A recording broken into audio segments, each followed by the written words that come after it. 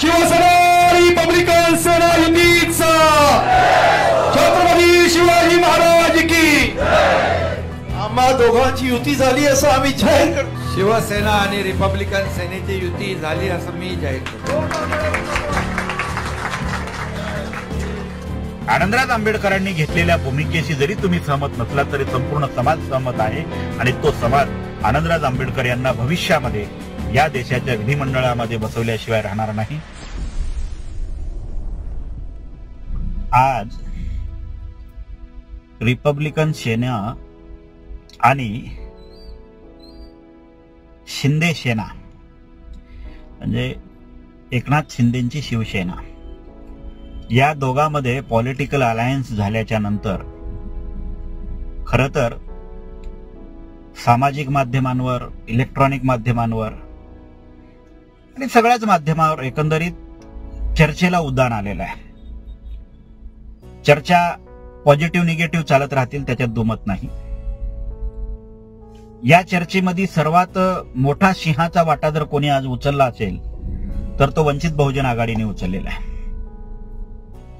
मुळात काही दिवसापूर्वीच बाळासाहेब आंबेडकरांचं जर आपण स्टेटमेंट वाचलं असेल, ऐकलं असेल तर बाळासाहेब असं स्वतः म्हणालेले आहेत की बीजेपी सोडून आम्ही कोणासोबतही अलायन्स करायला तयार आहोत. सगळ्यात महत्वाचा मुद्दा, जर बीजेपी सोडून तुम्ही कोणासोबतही अलायन्स करायला तयार आहात मग आनंदराज आंबेडकरांनी बीजेपी सोडून एकनाथ शिंदेच्या शिवसेनेसोबत युती केली, यात बिघडलं कुठं?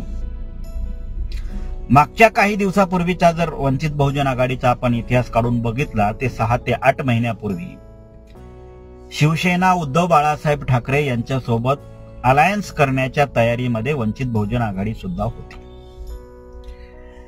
आता ज्या शिवसेनेसोबत ते युती करणार होती ती शिवसेना सुद्धा काही दिवसापूर्वी भारतीय जनता पार्टी सोबत राज्य सरकारमध्ये काम करत होती है ना.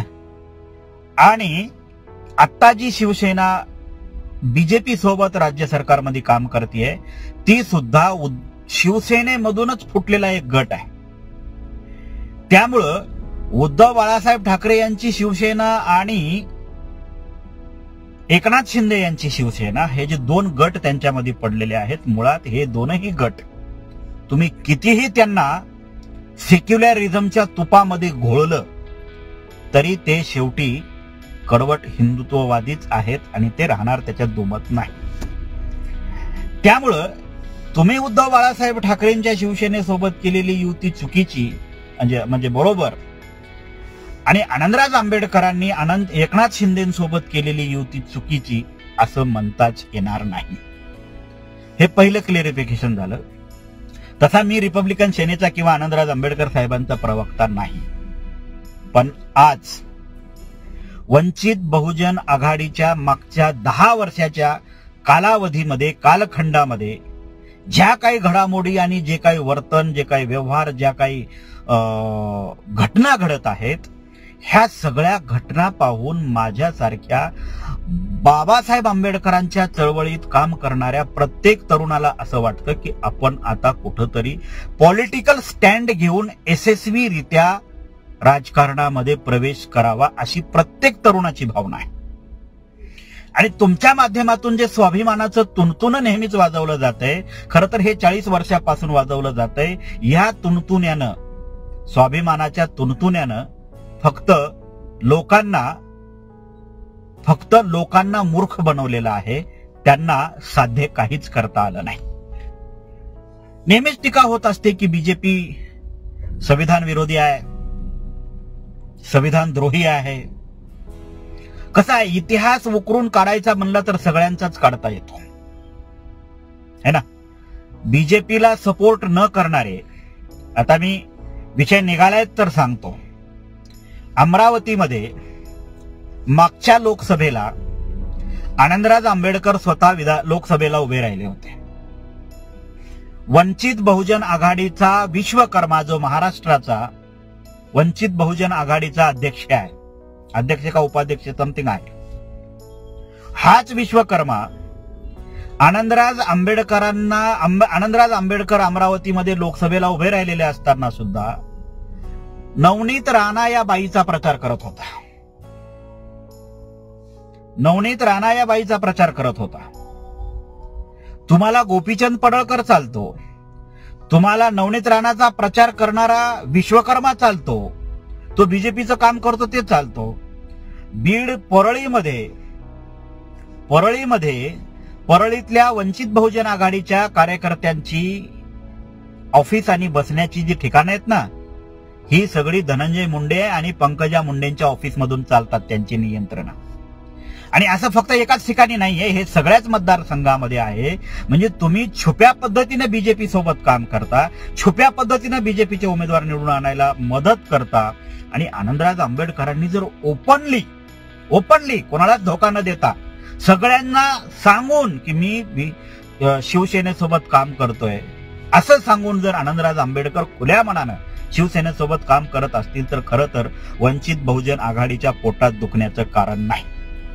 माझं बौद्ध तरुणांना एक सांगणं आहे, मित्रांनो, वंचित बहुजन आघाडी आणि रिपब्लिकन सेना हे दोन पॉलिटिकल आणि सोशल संघटना आहेत. कुणीही ह्या व्हिडिओला बाबासाहेब आंबेडकरांच्या घराण्याशी जोडू नये. बाबासाहेब आंबेडकरांच्या घराण्याबद्दल जितकं तुम्हाला प्रेम आणि आपुलकी आहे तितकीच या देशातल्या प्रत्येक नागरिकाला आहे, त्यात आम्ही अपवाद नाही. पण दरवेळेस काहीतरी स्वतःच चालवण्यासाठी बाबासाहेब आंबेडकरांचं कुटुंब आणायचं, रक्त आणायचं आणि चळवळीला चुकीची दिशा द्यायची ही जी भूमिका राहिलेली आहे, ही भूमिका मुळात आता तुम्ही सोडून द्या. विचारावर बोलायला शिका, अजेंड्यावर बोलायला शिका, तत्वज्ञानावर बोलायला शिका, पॉलिटिकल मॅच्युरिटी ठेवून बोलायला शिका.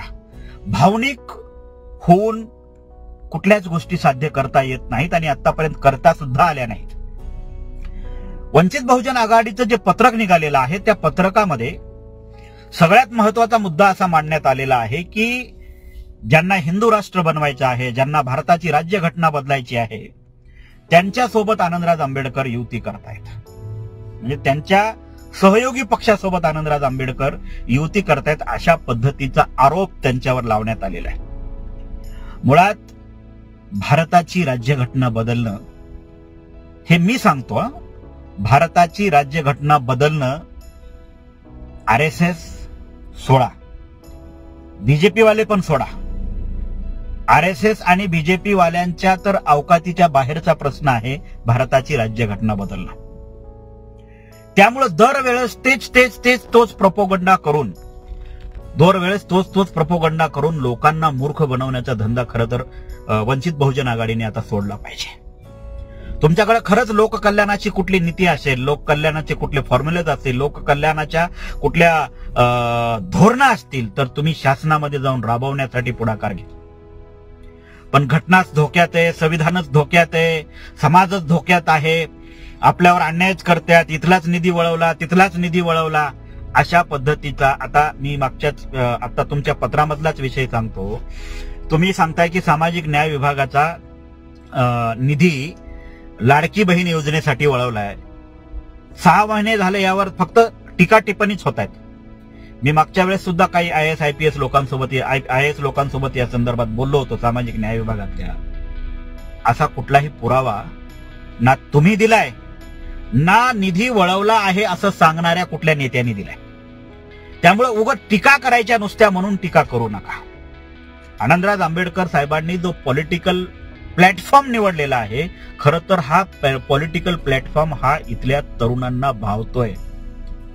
त्या तरुणाच्या तुम्ही मारून टाकलेल्या मनावर है ना, तरुणाच्या वंचित बहुजन आघाडीने मारून टाकलेल्या मनावर फुंकर घालण्याचं काम आणि त्याला पुन्हा फिनिक्स पक्षासारखं उडण्याची शक्ती देण्याचं काम आजच्या आनंदराज आंबेडकर यांच्या पत्रकार परिषदेने आणि अलायन्सनी केलेलं आहे. त्याच्यामुळे वंचित बहुजन आघाडीचे आता 12 वाजलेले आहेत. आणि वंचित बहुजन आघाडीच्या त्या पत्रामध्ये एक महत्वाचं वाक्य त्यांनी लिहिलेलं आहे की रिपब्लिकन सेनेच्या सगळ्या कार्यकर्त्यांनी वंचित बहुजन आघाडी जॉईन करावा. अहो, जे वंचित बहुजन आघाडीमध्ये आज कार्यकर्ते आहेत ते सगळे मुळातच आनंदराज आंबेडकरांचे कार्यकर्ते आहेत. 2018च्या अगोदर ही सगळी आनंदराज आंबेडकरांची कार्यकर्ते होती. इंदू मिलचं आंदोलन जेव्हापासून आनंदराज आंबेडकरांच्या नेतृत्वाखाली चालू होतं तेव्हापासूनचे हे कार्यकर्ते आनंदराज आंबेडकरांचे आहेत. तुमचे कार्यकर्ते झाले कधी ते? वंचित बहुजन आघाडीला कार्यकर्ते आहेत तरी काय? तुम्ही भीमा कोरेगावच्या दंगलीच्या नंतर ज्या लोकांच्या सहानुभूतीमुळं तिकडचे कार्यकर्ते इकडे आले, तुमच्याकडे कार्यकर्ते होतेच कुठं अगोदर. त्यामुळं आता उलट असं होईल की आनंदराज आंबेडकरांनी घेतलेल्या पॉलिटिकल स्टँडमुळं तुमच्याकडचे आहे ते पण सोडून जातील याची भीती तुम्हाला वाटते. म्हणून असं आव्हान करण्याची खरं तर गरज वंचित बहुजन आघाडीला पडलेली दिसते. मित्रांनो, आज खरं तर बाबासाहेब आंबेडकरांच्या या समाजाला पॉलिटिकल मॅच्युअर आणि विश्वासार्हता असणाऱ्या नेतृत्वाची गरज आहे. आणि ते नेतृत्व आपल्याला बाहेरचं नेतृत्व स्वीकारण्याची कुणाचीच मेंटॅलिटी नाहीये. पण ते नेतृत्व जर आंबेडकर घराण्यातून, बाबासाहेब आंबेडकरांच्या घराण्यातून पुढे येत असेल तर त्यासाठी सर्वांचंच एकमत असून त्याला आता साथ दिली पाहिजे. आनंदराज आंबेडकर पुढे आलेले आहेत, पॉलिटिकल अजेंडा घेऊन पुढे आलेले आहेत, पॉलिटिकल मॅच्युरिटीतून पुढे आलेले आहेत, पॉलिटिकल विश्वासार्हता संपादन करून पुढे आलेली आहेत. त्यामुळं आता त्यांच्या मागे उभं राहणं ही बौद्ध समाजाची सुद्धा किंवा एकंदरीतच चळवळीतल्या सगळ्या कार्यकर्त्या आणि नेत्यांची जबाबदारी आहे. किती दिवस आपण लोकांच्या मागे मूर्ख बनणार आहोत? किती दिवस? म्हणजे तुम्ही बीजेपीला इंटरनली सपोर्ट करताय हे ना, ते चालतं, आणि दुसऱ्यांनी बीजेपीच्या सहयोगी पक्षासोबत सुद्धा युती करू नये, असं कसं काय चालायचं? म्हणजे तुम्ही करता ते रासलीला आणि दुसरे करतात ते कॅरेक्टर दिला. ही नीतिमत्ता आता वंचित बहुजन आघाडीच्या लोकांनी सोडून दिली पाहिजे. आणि खरं तर महाराष्ट्रातल्या तमाम तरुणांना तर माझं असं सांगणं आहे की आनंदराज आंबेडकरांच्या मागे आता आपण उभं राहायला पाहिजे. 2018ला आपण सगळे बाळासाहेब आंबेडकरांच्या मागे उभं राहिलोय. आम्ही जरी त्यांच्यावर टीका करत असलो तरी मतदान आम्ही वंचित बहुजन आघाडीच्या उमेदवाराला केलेलं आहे. त्यामुळे आम्ही मतदार म्हणून बोलूच शकतो. टीका कितीही करू द्या, जिथं जाईल तिथं आम्ही आमच्या कुटुंबासह वंचित बहुजन आघाडीला मतदान केलेलं आहे. पण वंचित बहुजन आघाडीनं आमच्या मतदानाला केराची टोपली दाखवलेली आहे, त्याच्यातून आउटपुट काहीच निघालेलं नाहीये. त्यामुळं ज्या संघटना आणि संस्था आउटपुट देऊ शकत नाहीत तिथं वेळोवेळी इन्व्हेस्टमेंट करणं हे खरं तर दलिंदर बनण्याचं लक्षण आहे. आणि आम्ही आता दलिंदर बनायला तयार नाही आहोत. त्याच्यामुळे आम्हाला आता नवीन नेतृत्व मिळालेलं आहे. तुम्ही कितीही टीका करा, तुम्ही कितीही पत्रकं काढा आणि कितीही बीजेपीला समोर करून टीका करण्याचा प्रयत्न करा. एकीकडं बीजेपी सोबत तुम्ही अलायन्स करणार नाही म्हणता आणि सकाळी 7 वाजता जाऊन वर्षा बंगल्यावर माननीय मुख्यमंत्र्यांना भेटता. हे काही खरं तर कुठं पटण्यासारखं नाहीये. सोशल मीडिया फार ऍक्टिव्ह झालेला आहे, लोकांना सगळ्या गोष्टी कळतायत. त्यामुळं आनंदराज आंबेडकरांनी घेतलेल्या भूमिकेशी जरी तुम्ही सहमत नसला तरी संपूर्ण समाज सहमत आहे. आणि तो समाज आनंदराज आंबेडकर यांना भविष्यामध्ये या देशाच्या विधिमंडळामध्ये बसवल्याशिवाय राहणार नाही. एवढंच मला सांगायचं आहे. नमो बुद्धाय. जय भीम, जय भारत.